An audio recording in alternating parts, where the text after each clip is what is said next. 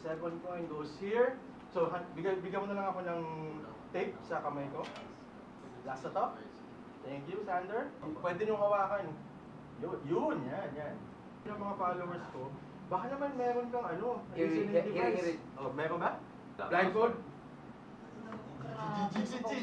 Grabe naman yung ilong ko. Hindi naman kahinga. Sino yung hindi nakakuha ng item? Ako po. Sander, kuha ka ng kahit anong papel na pera.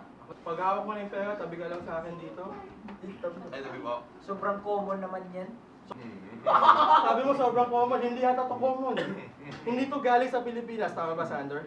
Yes. Yes, okay. Now, I'm not sure if I'm holding this correctly, pero nakikita mo ba yung serial number? Yes.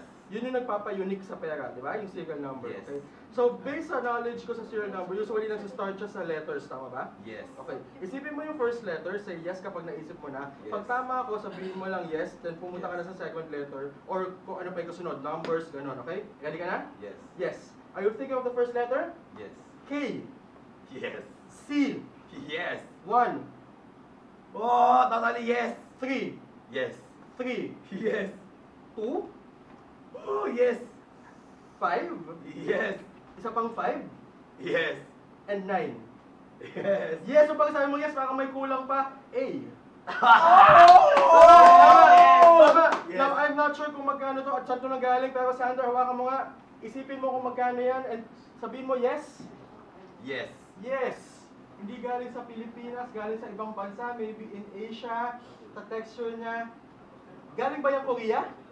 Hindi ko alam kung galit, pero totoo, di ba? Yes, is that 50,000 Korean won? Ang kulay niyan. Anong kulay nung won? Oo. Yellow? Ah!